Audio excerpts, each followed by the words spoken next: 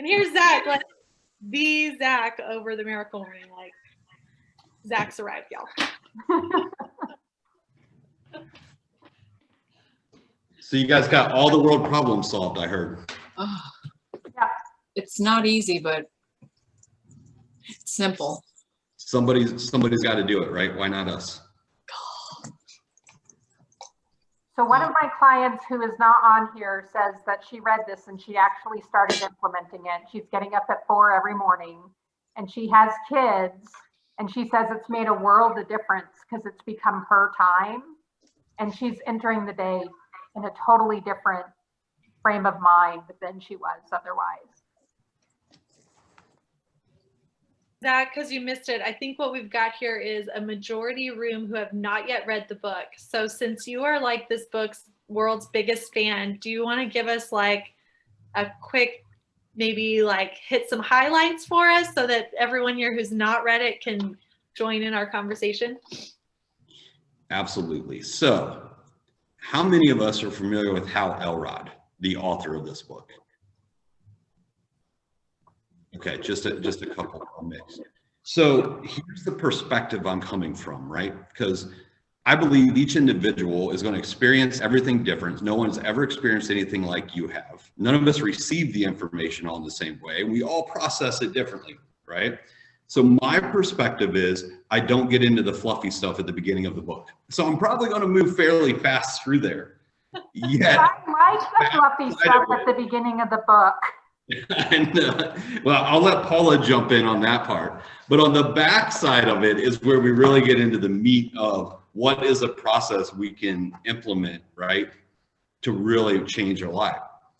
And it's all based around the morning routine. So the beginning part of the book, Hal Elrod is a Cutco sales rep, exceeding at a high level, early 20s, gets in a life-altering car crash, almost loses his life. I believe he did die for several minutes.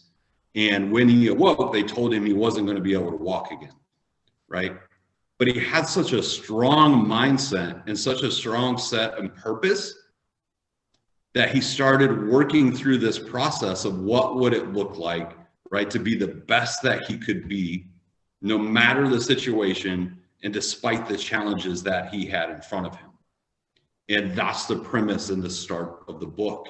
And he developed this process of a morning routine, right, that really got him out of not only a car crash, but you'll learn he goes into bankruptcy. And furthermore, gets cancer that only had a 30% survival rate that he's going through based around this morning routine. And with his wife and himself, they came. Zach, we lost you. We can see you, but we can't hear you anymore. No, you're not frozen. You're just silent. It's like watching silent film. I'm back. There you go. All right. Did we get to the savers part? No, you were talking about his wife. Yeah. Okay. So his wife helped him solidify this acronym, which is SAVERS. Okay. The 6 practices that you can do in a morning routine developed by the Miracle Morning. So it's going to be silence,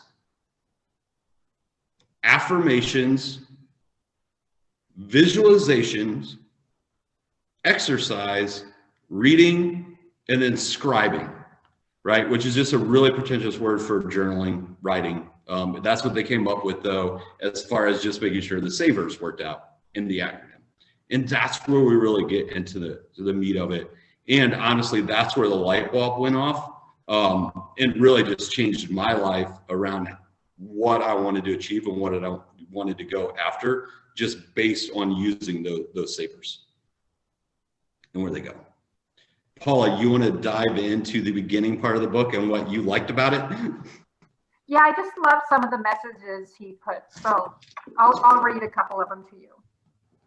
I believe it is crucial for us to embrace the perspective that anything another person has overcome or accomplished is simply evidence that anything, and I mean anything we need to overcome or want to accomplish, is possible for us. No matter what our past or current circumstances, It begins with accepting total responsibility for every aspect of your life and refusing to blame anyone else. The degree to which you accept responsibility for everything in your life is precisely the degree of personal power you have to change or create anything in your life. I just love that. It's just all about you own your world.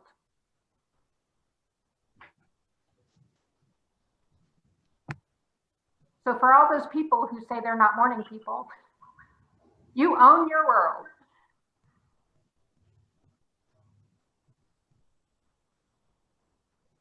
Well, and I think this book really resonated with me because of the one thing, right? And going back to this idea that if we could create habits, and those habits can really determine our outcomes in our future, then it's that shift of mindset that it's not that I'm not a morning person, it's that I haven't developed the habit of a great nightly routine that allows me to get up early to do what I prefer to do. One of the things that this book, go ahead, Megan. Well, I was just going to also ask if I could talk about the first 5 chapters a little bit, since Zach is ready to go to the last 6 chapters plus.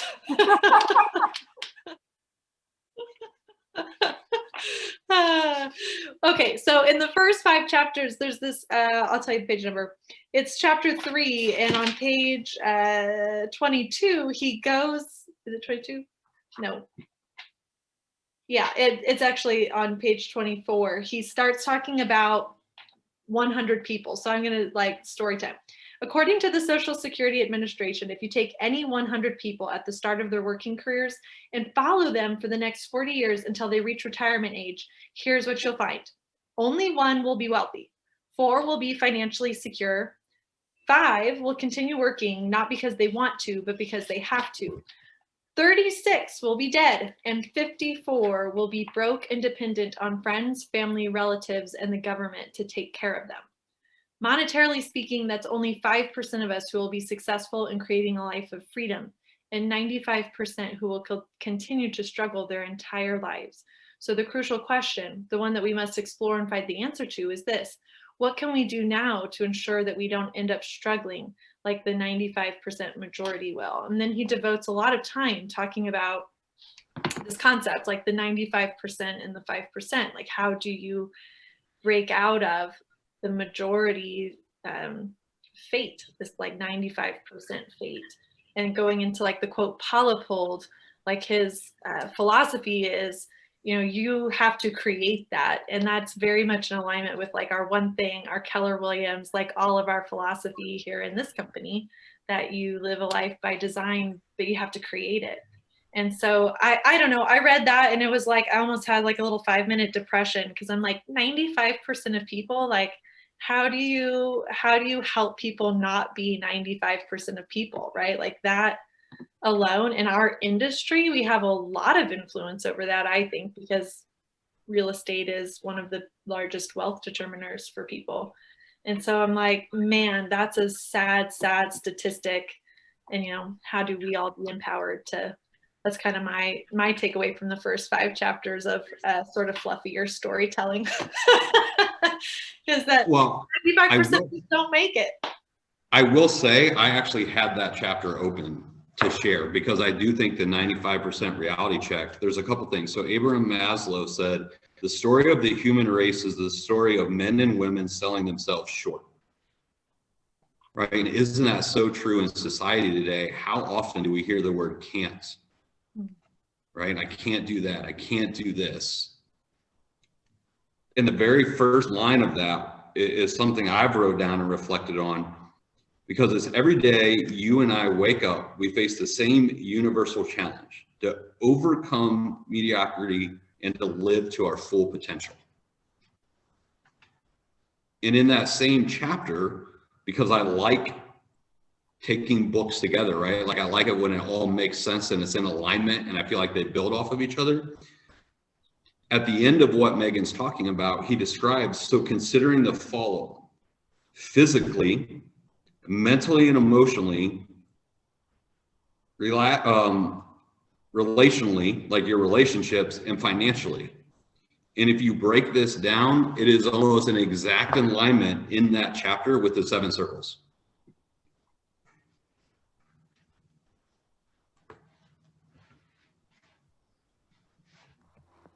I have Kindle, so the page numbers don't match up, but at the end of page 49, there's also a bold law.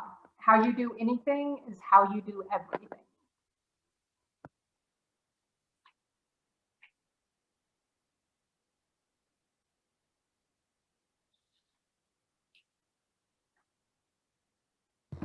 Every time you choose to do the easy thing instead of the right thing, you are shaping your identity, becoming the type of person who does what's easy rather than what's right.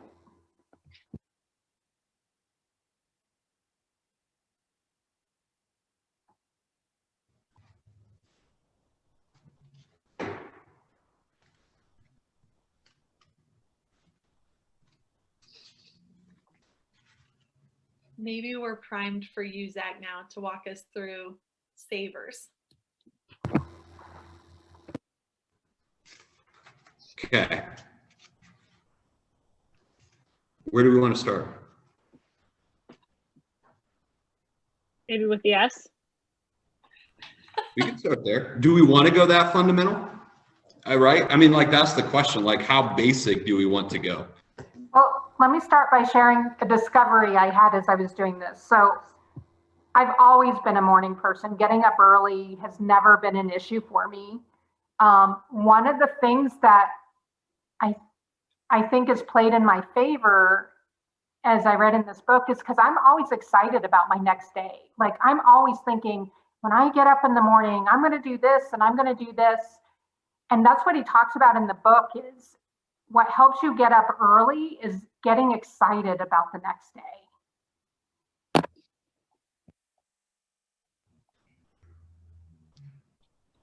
Yeah. Absolutely. I think, Zach, since like the majority of people haven't read it, like, why don't you go ahead and give us maybe like a little summary, or I don't know, just something that people could take away to actually implement the savers if they hadn't actually read the book yet. Yeah, I think so. If you take it to the basics, right, it's silence, affirmations, visualizations, exercise, reading, and then scribing, right? And the idea is that you take this and you complete it within an hour, right? You can shorten it, but the suggested time is an hour, and that then you would take 10 minutes in each of these categories daily. Right? Which on some of them sounds ridiculous when it comes to the exercising, and yet it can make a difference, right? How many of us want to get in better shape and we don't even spend 5 minutes? I would be part of that group the last 2 or 3 months, right? Like, we've all been there where it's like, well, 10 minutes sounds ridiculous, and yet much better. Go ahead, Jim. What was the V? Visualization. Yep. So silence, there's a couple ways you can do this, right? You could meditate. You could just have silence. You could pray, right? I mean, there is, if you wanted to combine, I've seen some people that do the yoga and the silence together, just because of the nature of yoga and the way that it goes, right? So I think there's some opportunity there. Who of us here has meditated? I could say like meditated / pray. Okay. So what are some tips? What are some things you guys do, right? Because when we're doing this silence, the hardest part is like keeping it silent, right? Like not having your mind go 10 different ways. And it's a real challenge to focus. And I think in that journey of quieting the mind and focusing is where the real power is at, right? That's where the reflection. So what are some tips you all have seen or tried to keep that focus during silence? So one thing I do when I'm teaching, and I teach yoga, so it's your thoughts are always popping in and out of your head constantly. And you have to bring it back into your own self by thinking of something or having like a little feeling your breath, feeling your body as it breathes, feel your belly expanding, feel your chest expanding, feel feel what you're wanting to focus on. That helps you not have 10,000 thoughts popping in. Oh my God, I got to do this. What about this? Ah. And I think, so focus on your breath. A lot of times I'll tell people, say something. I breathe in slowly, I breathe out slowly. You're saying that to yourself. Now, when you're thinking that, I breathe in slowly, I breathe out slowly. I breathe in slow, I breathe out slower. How can thoughts come into your head when you are running this through your mind constantly? Now, you can just start to not say that and just realize that you're doing what you want, and that's being silent and turning inside.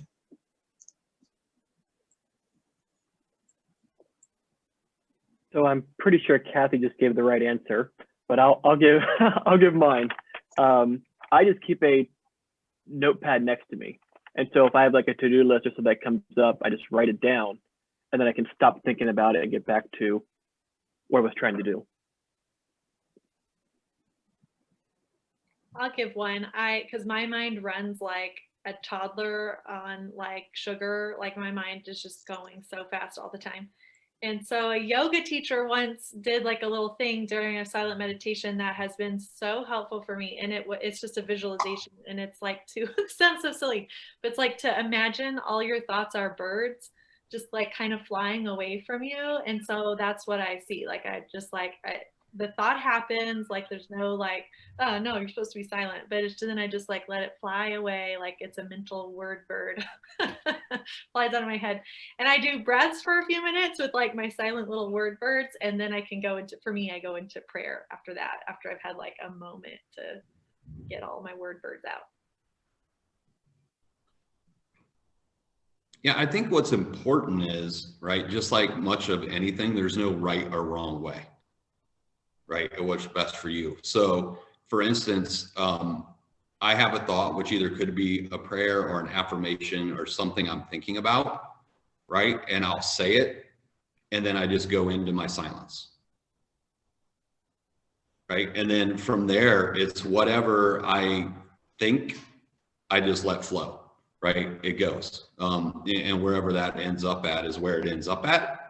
I think one tip is to don't fight the thoughts, because if you are fighting it, like Kathy was saying, if you're fighting it, then you're going to think more about it, which is where that focusing on your breath distracts you from what's coming through. Anybody else on this topic or have tools that they use to do their meditation with?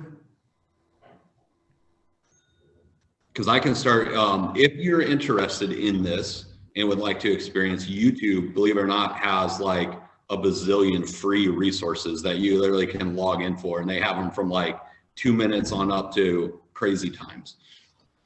That's exactly what I was going to mention was YouTube, and actually watching the breathing exercises that they have on there. And then if you have an Apple Watch as well, those breathing exercises, I wear it and I stop midday and I'm like, okay, breaths, you know. But it really helps you feel something on your wrist, kind of distracting you so that you're really only thinking about your breaths. It's pretty cool. And there's some really good apps for your phone that'll give you guided meditation. So somebody else telling you where to put your mind, imagine that you're floating along on a cloud, feel your body touching the mat, blah, blah, you know, they go on.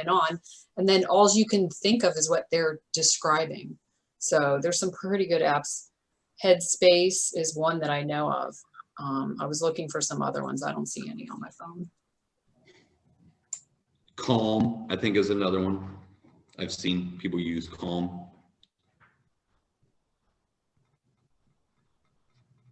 So affirmations.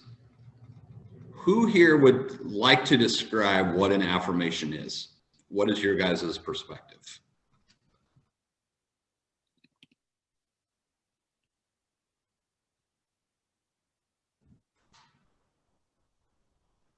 Oh, this is good. Anyone use affirmations?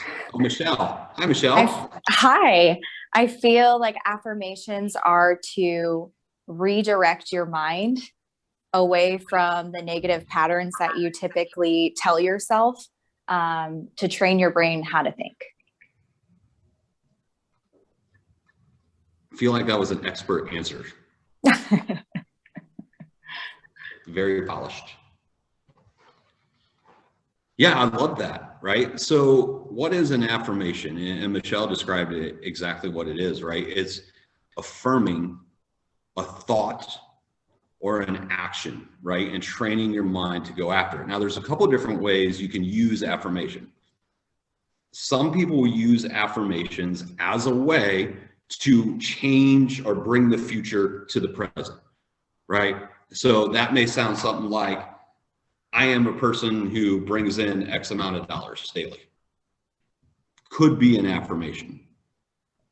All right. I am a person who invests in homes. I'm an investor, right? Could be something that may not be true yet. And we're bringing it into the future, into the present, and creating that reality in our mind, in that vision, by submitting the affirmation. Another way you can look at this is affirming what you are doing or what you want from a goal, right? So one of the things in an affirmation that I've used throughout that I've started is, I am ready and willing to make this the greatest day ever, right? And I use that when in the morning I repeat it, when I'm in a negative space or something has happened, I'll go back to it, right? Like, is this showing up, being ready and willing to make this the greatest day? How am I showing up right now with that? Another way to do it is, now it's kind of moved into the 12-week year. But what's awesome is we did it with the 411-2, right? Like picking a goal.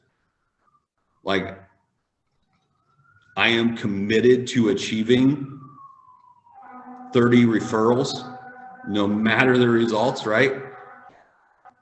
I'm going after it. That could be an affirmation.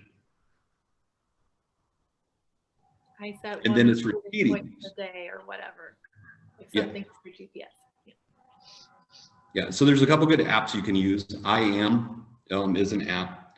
Think Up is a great one that's free that I love. And that one, you're actually able to record your own voice,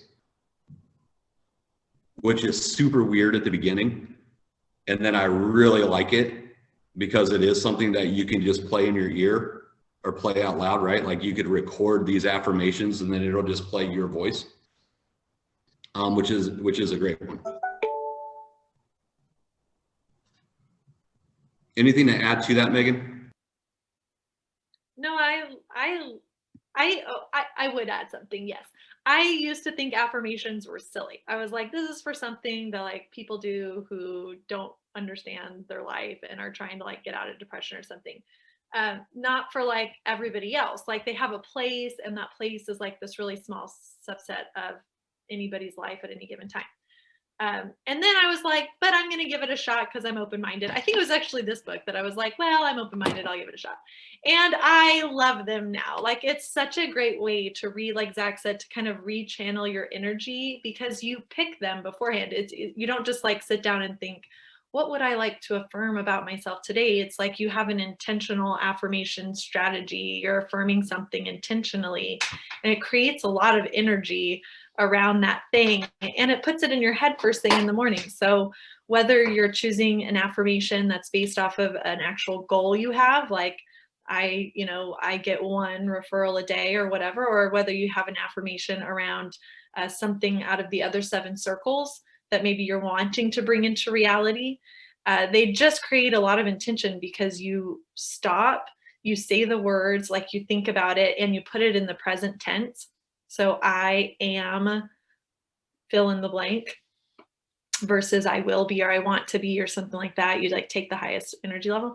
And it really is something sort of magical, like not to be weird about it, but it does something to your mind that allows you to approach it intentionally that day differently, even though it's always been an intention of yours. If you don't stop and say it, somehow your focus just isn't quite so sharp around that thing. Yeah, here's some examples. Here's our, and thank you for sharing that, Megan. I think that was a helpful perspective. So here's some examples I have. I shared one with you, right? Here's my current ones. I am ready and committed to make this my best day ever. I know short-term challenges bring long-term opportunities. I am dedicated to being a husband and father who is loving, patient, and understanding. And then I added, because I realized it wasn't intentional enough, despite the situation.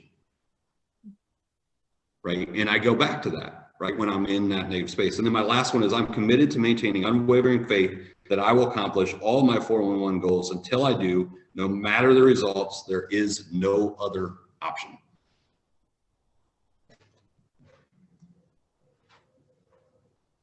Love that. One of my favorite ones is I choose joy. It's like every morning, I choose joy. I choose joy. I choose joy. It's like brings such an awareness and intentionality around it for me. I actually used affirmations with my kids, and I wish I could say that it completely worked. However, like we had the affirmation, I keep my hands to myself. I keep my hands to myself. And I wish I could say it cured the hitting problem. It didn't. But they were more aware.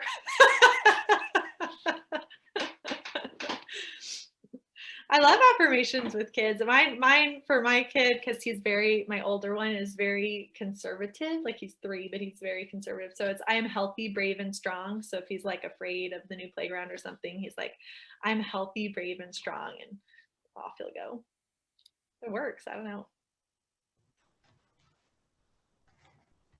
Any other questions around affirmations?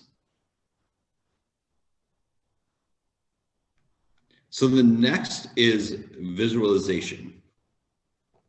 Megan, Paula, you guys want to jump in on this, or anyone else? Sure. Yes, I also was skeptical of visualizations. I think it was this book like 2 or 3 years ago that made me think, okay, well, you know, I could do anything, I'll try anything. And similar to affirmations, visualizations is the practice of visualizing your future, your day, your 10-year goal. Like pick a time frame and then literally visualize what it's going to be like. And you know, sort of the what's the word I'm looking for? Like a story you tell that proves the point that you're wanting to make. Anyway, those kinds of things around this is athletes who will visualize their performance that they want to have before they actually perform, and how that actually increases their performance. So the concept is that you literally, like, you know, create some silence for yourself and visualize how you want your day to go. Maybe you have a big meeting with your team, you visualize what you're doing, where are you standing, like be as specific as you can. Like, what do you say? How does it feel? How does everybody feel when you're done? Or maybe you're implementing something kind of scary for the first time, like the promise, and you're like, oh, I'm nervous. So you visualize, how will I feel when I'm delivering this? What will the response be? And then I love to go to like out into the future to my someday goals. Like when I have that and my kids are older and I've been this mom I want to be, and we've accomplished all these things together, like what will that look like? How will I feel? Where are we? You know, it's like it's a field and there's flowers. I'm not even making this up. It's like a sunny day, you know, it's like, what does it look like and how does that feel? And it creates a lot of energy around and intention, like just specific thought around creating that reality for yourself.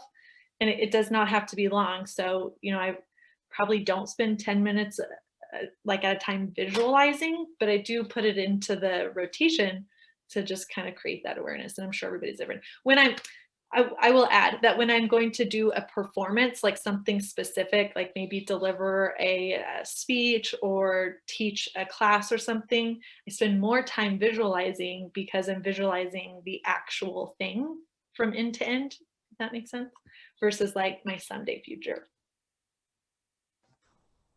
What would you add, Zach and Paula, or anyone else who has a visualization practice? I consider it like a practice run in your mind of how you're planning for it to go. In my mind, this is what I see happening, and this is how I'm going to make it happen, really. Yeah. Yeah, love that. What I find too is when you get in the habit of that visualization, it helps you during those difficult times. So you start to visualize how you want something to turn out instead of getting caught up in the problem of the moment or worrying about what may happen. it creates that habit of thinking about how you want it to happen. This is probably TMI, but just as like another pitch for visualization practice, I loved it so much that this had nothing to do with my choice to have children the natural way, but I did choose to have children the natural way. And for both of mine, I really incorporated that visualization practice into my birthing experience. So like visualize how I want this to go and how's it going to feel and what am I thinking of while I'm there. And that created like such an easy, like I don't want to downplay birth, but such a much easier birthing experience to be able to have like that visualization practice beforehand. Like birth, y'all, that's like a big thing, like visualization through birth. So yeah. Yeah, and I love the fact we went this direction. I'm similar. I pull up my goals, and then I visualize their importance to me, what they would look like when I achieve it, what it means for my family, those important, and dive into there. The other side of this is visualization boards, vision boards, which a lot of teams will do together. So has anyone built a vision board? Kathy has, Sabrina. Sabrina, why don't you share? We would love to hear from you today. Come on down to Zoom World. I can show it to you because it's not hung on our new wall yet. It's right here. Yay, cool. That is awesome. So what is a vision board, Sabrina? How do you use it? What is it? It's what I want to see in my life. So it's something, so when I walk into my office each time, I see why I'm coming in each day. Kind of. Love that. Yeah, so the vision board, Sabrina described, it's just that, right? It's taking what Megan and I said and actually making it physical by putting it on there. So people will use magazines like, you know, if you want a vacation home in Florida or California, then that may look like where you're cutting out a picture specifically of the house, vacation home you want to get in the area you want it to be at and posting that picture. Right on the wall. And it makes it easier on your brain because it remembers all the stuff for you. That is very true. Love that. I've got a client who digitized, like took a picture. I don't know how she digitized it, but she digitized all of the little like magazine clips. And then it's at the top of her GPS, like that collective is just at the top of her GPS, which I thought was a cool way to put her visual. It is. A side note, a lot of teams I've seen, several teams and things do group ones with their teams, and they'll have a vision board night and build those together, right? Like bring in just a bunch of magazines. It's a great team building exercise. What's a I'll jump magazine? in. We do it every year at our annual team retreat as well. Oh, Ryan, what does that look like? Yeah, we so for us it falls right in line with annual goal setting, which is something we do on our retreats as well, right? So before we get into the economics, it's typically one of the very first things we do on our team retreat. And just like everyone else's, we'll bring up a bunch of magazines, right? We take about 2 hours to actually compile it, so it's not a rushed thing. And then one exercise that we've really enjoyed too is the first time around, then we'll all like put them all in a pile, and then we start to guess whose vision board is whose. And it's kind of like a bonding exercise, or like we learn some things about each other that we may not know. And then after that, typically what we'll do at the end of the first day, like after we've had dinner and kind of in a relaxing format, we'll each talk about our own vision boards and what they mean to us and why we selected certain things. That helps us then extract those into GPS items that we'll fill out the next morning. That is awesome. Thank you for sharing that. Yeah, how cool is that? That goes back to finding the why, right? And what's important to people, and what an easy conversation and way to do team building around that. Any other questions around visualization or thoughts? I think a lot of this goes back to like the RAS, the reticular activating system. So the vision boards, you know, affirmations, Gen Z calls it like manifesting, which if anybody's on TikTok, you see a lot of Gen Z talking about that. if we, you know, put ourselves in a position where we're envisioning our lives as, you know, these awesome things on our vision boards and our affirmations, then we're more likely to see the opportunities to go down those paths. Whereas if we're constantly seeing, you know, the downfalls or the negatives in our situations, we're more likely to actually subconsciously seek those out. It's the same thing as like if we see, you know, if we're thinking about buying a certain type of car, we're more likely to see it on the road and more likely to think about the situations that would put us there. So if you think about, you know, the different goals, the different, you know, aspects that we want in our lives, the more that we think about it, the more that we're likely to continue down the path to that, whatever that is. I like to take it back to how the brain actually works. Like, this is scientific. It's not just like silly hippie stuff. Yeah, I love that you brought that up. It's like a life hack for building neural pathways before you're actually physically having the experience. Like, you can actually hack your brain into building those neural pathways before you're in the situation.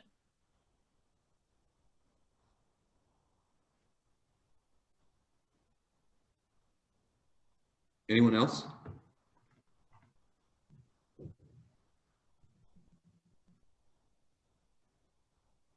Who's our exercise guru? I was just wondering if you were going to explain us how to exercise, Zach. In 5 minutes or less. Everybody's head down and kind of looked away when we brought up exercise. Maybe we should start doing like some push-ups and sit-ups when we get on this call, like the first couple of minutes together. So the book recommends, right, you should at least do 20 minutes a day and alternate. I mean, you know, it's healthy. A lot of people say don't do it every day. You can if you would alternate. So doing some cardio, doing some free weights, right? Stretching, yoga, all the things that would be good for your body to get up and get moving, right? Some jumping jacks and getting started. Next is reading. Reading is next on here.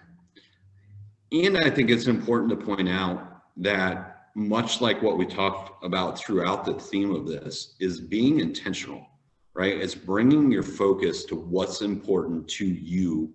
What is your why?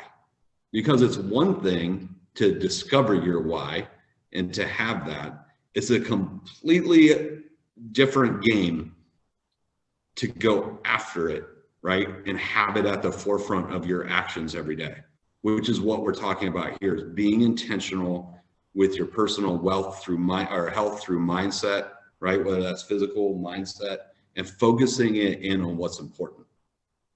So when we talk about reading, it's not just about reading, right? It's about what did you meditate on? What did you pray about that moved into your affirmations that you wanted to affirm about yourself? How did you visualize that silence? How do you visualize that affirmation, right? Exercise is the cleansing, the clarity, getting the blood moving, and then reading to learn or to become the type of person, right, that achieves the goals and the visualizations that you're looking for and what you're at, and being intentional about that, bringing it all together. A good example of this, I would love to hear some other thoughts and have you guys share about that, of what that looks like. But a good example would be is I read a lot of just like the business type books, right?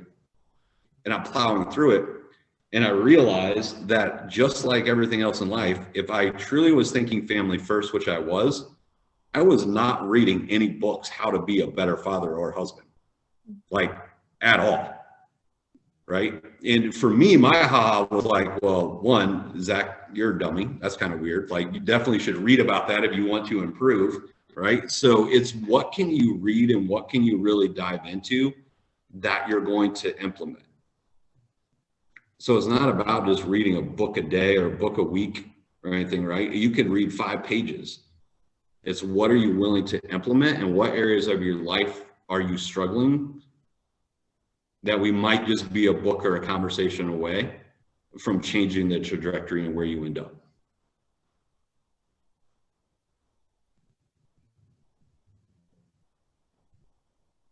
And I'm a big video person. I love audiobooks. And I will tell you, much like journaling, which we'll get to here, there's some real power in a physical book, even if you only read a page a day. As long as you set the intention of, what am I going to take away from this book and implement today, right? What lesson am I going to learn? I love that he says that in the book. He says, like, you know, I read for my 10 minutes. I made a note on like the things I was going to implement today. And he kind of glosses over that, but I think that's part of the powerful part of his routine.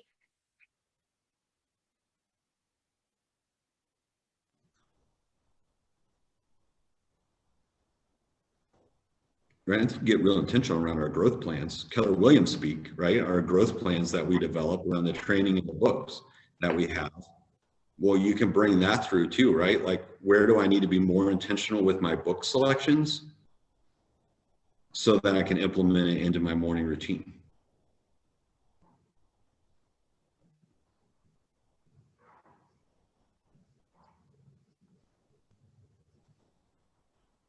All right, scribing. Who here journals or writes? Kathy, Sabrina, Megan, a little bit. A few sentences.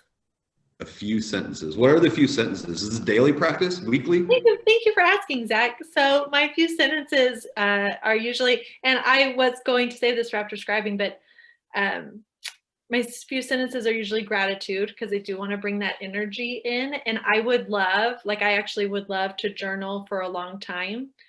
And I think that I'm probably not alone in like sitting through SAVERS and thinking, holy crap, like, who's got all this extra time in their lives? And I love that he takes that away, because he gives you like a 7-minute version, right? Do each thing for just 1 minute. So I would not say I'm journaling, because I'm usually just writing like, okay, 3 things I'm grateful for. And I am like at this just stage in my life, that's enough to like get down 1 minute of just writing down a few things. You know, I'm grateful for think. That was my scribing time, and I'm on to the next thing. And I do it in my daily planner, because I always have that like with me, right? It's like my things I'm doing, and then I've got this blank space, so I have time to just go, I'm scribing. It's a great method. Kathy, is your experience different? Okay, so what I keep in a journal is what I eat, how much I exercise, and I lost my parents, so whenever a story pops into my head about them, I try to get it out so I don't cry every time I think about it. Yeah.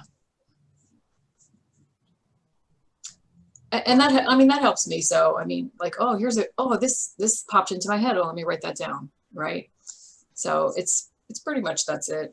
That's what I keep track of for sure. When times are really tough, I write everything. Oh my God, my feelings. I'm so mad. I'm so happy. These people, right? Turn the page. And then it'll be sometimes weeks before I have any useful thoughts, but yeah. Has anybody here ever heard of bullet journaling? So they're kind of blank pages, outlines, and you can create whatever format you want. So it allows you to do a little bit of everything. So, and if you find this interesting or not, I journal my gratitudes. I write my goals down, because I'm somebody that once I write it, I remember it. So I make my grocery list, and I don't even have to look at it in the grocery store, because I wrote it down once and I know it now. So I write whatever those goals are that I'm working on. So right now it's my 12-week year goals, and I just write them every day. I also write things, if you have kids, I write funny things my kids say and that I want to remember. And so I can go back to that one bullet of the journal and remember those. And then I also write letters to people. So this is a great outlet, and that is therapeutic. So I sometimes don't share all of my feelings. So I do that within my journal, and I write letters to those people directly. So sometimes they're really nice letters. Sometimes they're not. And it just helps me get it out one way or the other and kind of move on with my day. I put it to paper, I close the book, and I go to work. So that may be helpful to someone. That's very helpful. Mine, I cheat here a little bit. So I do in their Facebook group, I don't know if he mentions it in the book, but I know in like their Facebook group too, he talks about like, it's really okay to customize it to make it work for you, right? Because these are the best practices and yet you can customize it. So I actually, after my meditation, I write down what the main theme was and what I felt about it. That's it. So sometimes it's a sentence, sometimes it's a paragraph. It just depends really where my mind's at and where my intention was, right? My intention and what did that look like? So I actually combined those two. And then much like what I hear being described, I reflect a lot just throughout the day. I have a hard time just like openly journaling. I pulled out a journal that I just moved, so I like was unpacking boxes and pulled out what started to be a journal, and it was one page, and the first line was like, I don't really know what I'm supposed to be doing here. And so I find it helpful for like, there are certain journals out there that have prompts like, how did you feel today? Or what was something that frustrated you? What was something that excited you? What are you excited about tomorrow? There's also one for like the very, very quick journaling and, you know, prompts that was, that I really liked. It was called the five years of questions or something. And it just had like random questions and you know, answer the question and you feel good about, you know, spending time reflecting for, you know, 30 seconds to a minute if you have kids, but you also did some journaling and there was some direction, because without direction, I will literally write, I don't really know what I'm doing here. So that's what's helpful to me. Such a great point. Yeah. Another one is I got started with was the 7-minute journal, 5-minute journal. Sorry. I don't know where 7 came from. 5-minute journal. If you guys have ever used that, that's an amazing one that can get you started. It's really simple. I outgrew it eventually just in my practice, but it works really well. And it's just 5-minute and it prompts you exactly what we're saying here, right? With some questions. Another thing, you can find cards if you go through in journal prompts and you can look. Best Self Company is one of those that provides cards where you literally can mix up the cards, pull them, and it will prompt you with a question that you can reflect on for the day, which is really cool. And there's apps that can do that too. To some of you guys who have kids, I have a girlfriend who has a beautiful binder that she keeps out. And when her kids say things that are funny or do things that are funny, she makes sure that she gets them in that book, because if you ask me about that story in 3 weeks, I'm going to be like, what was that thing we were laughing about? I can't remember, right? But if you just see them written out over a period of years, you will just be so happy with yourself for taking that 1 minute at a time for those great, fun, laughing moments. Like you say, joy, celebrating joy. Oh my goodness. You can never start too late to record those fun things that happen, especially if you have little kids, because they say everything, right? My son brought me a cantaloupe the other day when I asked him to bring me an envelope. So I put that in my book.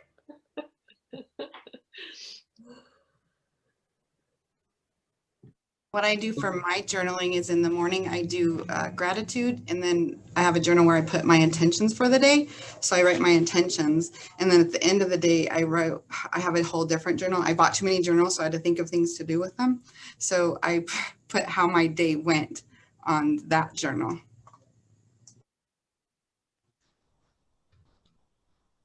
It's awesome. Yeah, and I mean, so to summarize, this is just one perspective and one way to have a morning routine, right? And hopefully what you're hearing is about empowering yourself, right? And breaking through those limiting beliefs by using the methods that people have used for many, many years before us, right? And onward. The MREA has the energy plan. So does the One Thing, right? It outlines it. There's the 5 a.m. club, which is Rob Sharma. I'm going to get the name wrong. 5 a.m. club. There's a book around that and a morning routine and how it can help you. It really is a confidence builder, and you really can do it. But it starts with the language and if you're willing to do it. Right? Like if it's something you're interested in, saying that you're not a morning person is excuse, right? It's reason or results.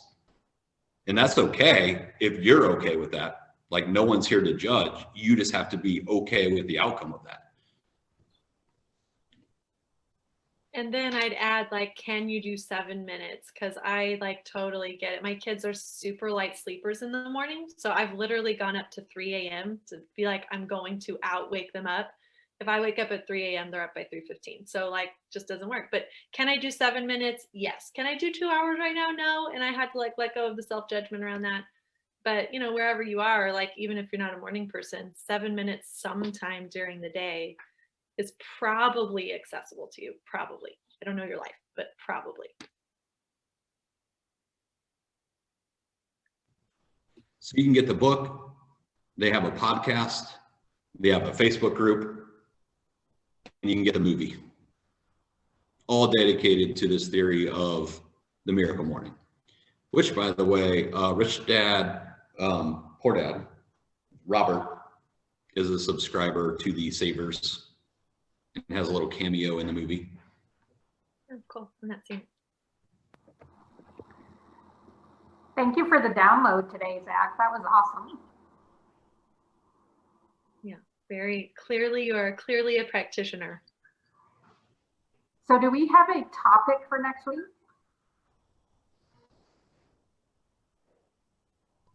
Did we set one? I don't think we did. I don't think we did either.